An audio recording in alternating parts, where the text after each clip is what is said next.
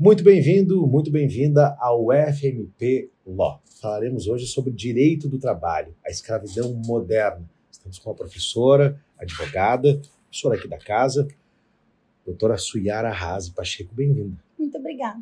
Uma alegria tê-la aqui. Uma alegria poder falar sobre esse tema tão importante. Bom, a gente viu alguns episódios, mas toda semana pelo menos pipoca alguma coisa relacionada a um trabalhador que foi encontrado em situação degradante no interior do estado. Hoje, a escravidão moderna se configura de que maneira? O campo e o trabalho doméstico? Na verdade, não necessariamente, né? A gente tem trabalho análogo à escravidão no âmbito urbano também. Hoje, a ligação do trabalho análogo aos trabalhadores escravizados hoje não necessariamente tem que ter uma ligação direta com a privação de liberdade total, né? Sempre a gente vê que há pelo menos uma privação que é decorrente de uma questão de coação moral, né? Principalmente ali no âmbito doméstico, que a gente vê... existe até uma coação daquele lado, faz parte da família, né? Então, muitas vezes, trabalhador, no âmbito doméstico, a trabalhadora, né, principalmente, que normalmente é uma mulher negra, que está numa situação de vulnerabilidade social bastante grande, ela é uma egressa do trabalho infantil, né? Então, ela muitas vezes não conhece aquela realidade, senão aquela que ela viveu a vida toda. Então, aí, veja, não é que o empregador, ele proíba a pessoa de sair de casa. Muitas vezes ela tem... Só que ela tem essa privação de liberdade que é da histórico, de um contexto que ela não sabe viver em outra realidade. Então, respondendo mais a pergunta, assim, o trabalho análogo hoje ao escravizado, a escravização moderna hoje, ela tem essa ligação muito com a situação em que eu exponho o funcionário a uma situação extremamente degradante, jornadas extremamente... Não é uma questão, né? É um conjunto de situações. Jornadas extremamente degradantes, às vezes... A gente tem muito aquela figura da escravidão por dívida, né? Que no campo, por exemplo, é muito comum. A gente tem um mercadinho, né? Que a gente chama de truck system, que é uma prática que a gente tem desde quando a gente colonizou o país, né? Desde a época da colonização do Brasil, essa prática já existia e ela se aplica até hoje. E então... o trabalhador fica ligado ao empregador por conta de dívidas, né? O truck system é um empregador que tem lá um mercadinho. Supervaloriza o produto. E faz a venda fiada ali com a intenção de que o trabalhador nunca mais consiga quitar, né? A gente vê, por exemplo, mesmo no meio urbano aí, com os aliciadores.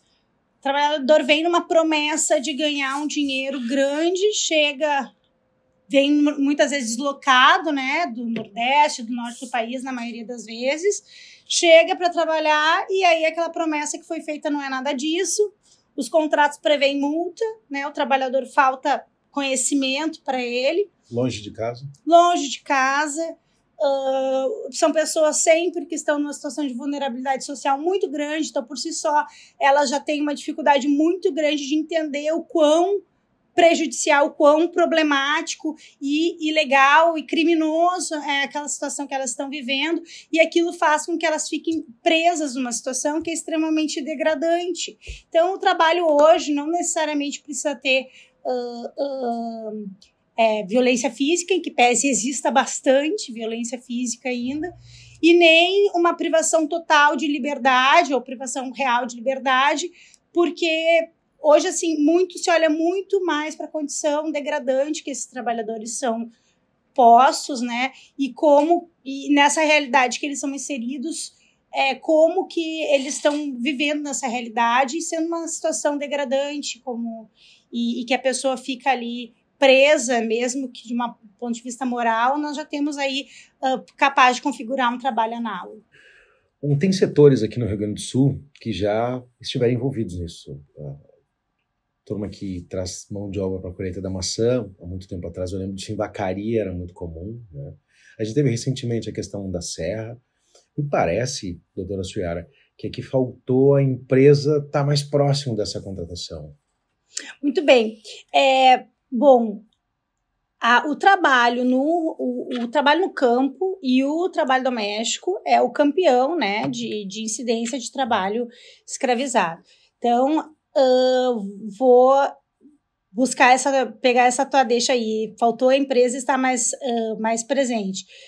Uma das consequências e que tem piorado a situação foi justamente a possibilidade de terceirização de atividade fim, que agora nem tão agora, mas o STF já ratificou como constitucional, e o campo, isso possibilitou depois, né, dessa abertura da reforma trabalhista, terceirizar muitos setores do campo. E isso faz com que, primeiro, o Ministério do Trabalho tenha uma dificuldade maior de fiscalizar, são muitas empresas prestadoras de serviço, que são empresas pequenas, né? Inclusive, peraí que eu trouxe minha colinha aqui. Trouxe uma colinha na minha agendinha, que eu sou vintage. Olha aqui. Eu trouxe uns números para a gente ver como isso é sintomático. O último estudo do OIT, o OIT trouxe um perfil do trabalho análogo no campo aqui no Brasil. E ele traz assim, primeiro, 59,7% dos trabalhadores que estavam no campo são reincidentes, ou seja, eles, é o que eu falava anteriormente, é a realidade que se é posta para eles. O perfil é de um homem negro, analfabeto, né? Aí a média de idade de 34 anos, se não me engano, e esse é o perfil, e de novo, numa situação social bastante vulnerabilizada, né? E então esse trabalhador ele é trazido pelos gatos, né? Que a gente chama os aliciadores. E essa terceirização de atividade fim acabou legitimando esse trabalho dos gatos, né? Porque possibilita terceirizar qualquer coisa. E aí sim, o que falta assim? O empregador, ele fica longe, na verdade o tomador de serviço, né, que é aquela pessoa que está no meio do campo ali, o pecuarista, por exemplo, ele não acompanha essa cadeia produtiva. Então ele acaba não fiscalizando quem que está lá na ponta, trazendo esses trabalhadores. Um dado que eu achei muito interessante desse estudo da OIT, ele traça o perfil desse aliciador, do gato, né? E o perfil do aliciador, ele é muito similar do trabalhador escravizado.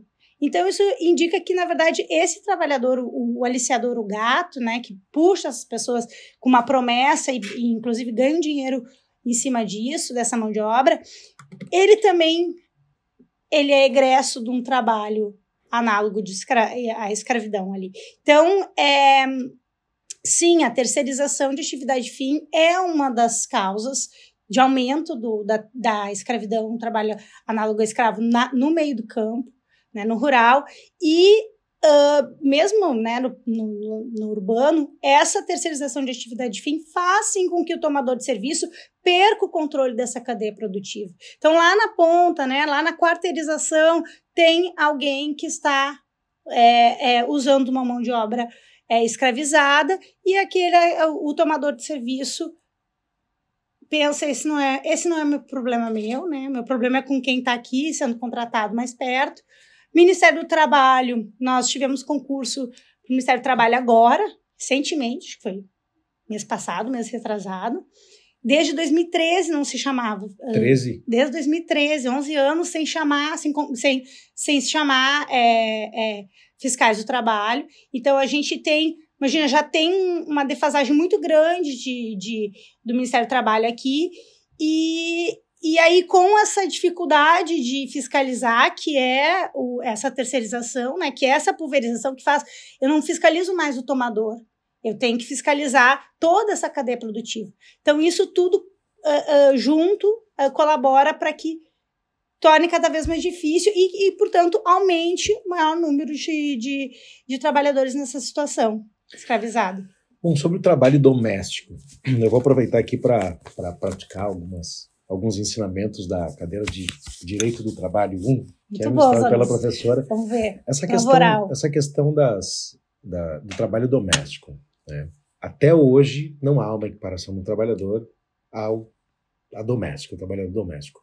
Por quê? Explica para a gente. Muito bem. Sim, e isso é sim sintomático. Na verdade, isso decorre sim do histórico da formação da mão de obra, das relações de trabalho no Brasil, que foi colônia, né? Então, quando a gente fala em abolição da escravidão aqui no Brasil, todo mundo sabe, né? É o senso comum, não é novidade para ninguém que, na verdade, não houve uma abolição real, não houve a abolição da escravidão no Brasil, né? Por isso, a lei para inglês ver, né? Foi uma resposta comercial a uma nova modalidade de exploração do capital que vinha da própria Inglaterra, né, como uma condição, né, as ideias abolicionistas, francesas e inglesas, de dar um retorno do Brasil colônia para a Europa ali, né? Então, na verdade, a gente não teve uma passagem do trabalho da escravidão ali, né, no conceito que a gente conhece originário, né, do Brasil colônia, para hoje, nas nossas relações de trabalho, como se vê, assim, a exploração da mão de obra de um ponto de vista democrático, né, do uso da mão de obra não mercantilizada. A gente tem um resquício aí de um posicionamento, de uma visão colonialista para a mão de obra, para o trabalho, que existe até hoje. E é por isso que, no âmbito doméstico e no campo, a gente tem a maior incidência desse tipo de trabalhador resgatado, mesmo no âmbito doméstico, que é muito difícil de fiscalizar. O Ministério do Trabalho é muito difícil ele entrar no âmbito doméstico, receber denúncias, por exemplo, mas nós temos ali, o foco é ali, tem um estudo do Ministério do Trabalho do ano passado, de janeiro a março, 91% dos trabalhadores foram resgatados, foram no campo, e aí, vindo para a tua pergunta, então, aí a gente vê a construção, então, dessa relação do trabalho, né, da formação, da construção, da relação que a gente tem com o trabalho, né, e essa origem de uma passagem de um trabalho escravizado para um trabalho, então, assalariado, que não envolveu um trabalho não foi resultado da resistência e de uma mudança de perspectiva e de cultura e de ideário sobre o que é explorar uma mão de obra, né? E isso acaba, a consequência a gente vê na nossa lei, né? Que o trabalho rural, o trabalhador rural, só com a Constituição Federal de 88, que é uma baita Constituição, né? Constituição cidadã. Só com a Constituição de 88 a gente vê o trabalhador rural equiparado em direitos sociais ao trabalhador urbano, ao empregado urbano, e nem com a Constituição de 88 o doméstico foi equiparado. A gente até hoje, o trabalhador doméstico não é equiparado a outro empregado. Então, não é equiparado em direitos a outro empregado. Pela nossa Constituição Federal, não é equiparado em direitos. Isso é, sem dúvida, resultado desse histórico que a gente tem na formação da relação de trabalho no Brasil, na colônia, né, Brasil colônia, e esse resquício, né, inclusive, desse racismo estrutural que nós temos na sociedade hoje, ainda muito vivo, e que a gente não pode falar, enfim, de mão de obra escravizada se a gente não mudar essa perspectiva da nossa relação, do modo de ver a relação do trabalho, né, o trabalho como algo que possa, de fato, engrandecer o homem e do ponto de vista democrático do trabalho. Isso que nós precisamos mudar, culturalmente, inclusive, em especial. Sim, a mão de obra não pode ser algo simplesmente mercantilista. Exatamente, que é uma origem que nós temos dessa formação da mão de obra, né? Então, a gente vê, por exemplo, quando o Brasil abre para virem os imigrantes, né? O tratamento dos imigrantes era o tratamento que o senhor ali conhecia, que é o tratamento dado de como qualquer outro ser humano escravizado, né? Então, esta é a relação, né? Então, esse estudo que eu falei da OIT, ele também traça o perfil do empregador, né? No campo ali. A maioria homens brancos, né? 41 anos de idade e pecuaristas. E a gente conversa, né? Esse estudo mostra também que eles negam, claro, vão negar, mas assim, eles de fato não aceitam, não entendem, não enxergam que estão fazendo, que aquilo ali é uma condição desumana, que não deveria acontecer, e por isso que isso também se replica, né? Porque não há, de fato, uma punição, uma conscientização, uma mudança de racionalidade para se olhar para as relações de trabalho de uma forma mais humanitária. A figura do outrora bom escravo ainda existe? Exatamente, a gente ainda tem essa figura do bom escravo, né? Então a gente vê, quando eu falei aqui desse estudo da OIT, que fala dos quem são os aliciadores, os gatos, né? Eles são homens negros, também em situação de vulnerabilidade social e que na sua maioria também foram escravizados. Então, eles são o bom escravo, né? A figura do bom escravo, que era o escravo que estava ali, o capataz ali, né? Era a escrava que estava ali junto com a família, né? Então, ela tinha uma situação melhor do que a dos demais trabalhadores, né? E isso se replica até hoje, né? A gente fala que o quartinho de empregada é a senzala moderna, né? Porque a gente replica, a gente continua replicando. Então, olha para as mulheres que são resgatadas em situação análoga no ambiente doméstico, são mulheres que muitas regressam ao trabalho infantil, de novo, né? Elas são mulheres que não têm vida, elas vivem a vida da família. Todas as viagens que elas fizeram foi com a família, elas não namoram, elas não conseguem enxergar uma vida para além daquilo ali, né? Então, é muito sintomático com o histórico, com a nossa história, da nossa formação das relações de trabalho. Para a gente encerrar, quantas vezes uma diarista pode trabalhar na sua casa sem configurar vínculo empregatício? Vínculo empregatício é uma relação, o requisito da continuidade, né? Primeiro tem que ver, né, se de fato não tem vínculo que não seja relacionado como doméstico, né? Então tem que olhar para o empregador. Então, até 2 vezes na semana não é considerado trabalho contínuo, não vai ter vínculo, né? Mas eu posso ter vínculo e ter trabalho análogo à escravidão e posso também não ter em outras situações ser reconhecida essa situação. Muito bem. Algo mais, doutora? Eu quero agradecer. Acho que esse tema é um tema muito importante e uma das questões que fazem aumentar o número de incidência de denúncias, porque, por exemplo, no trabalho, no âmbito doméstico, é muito invisível, né? E o Ministério do Trabalho não consegue nem entrar ali na residência.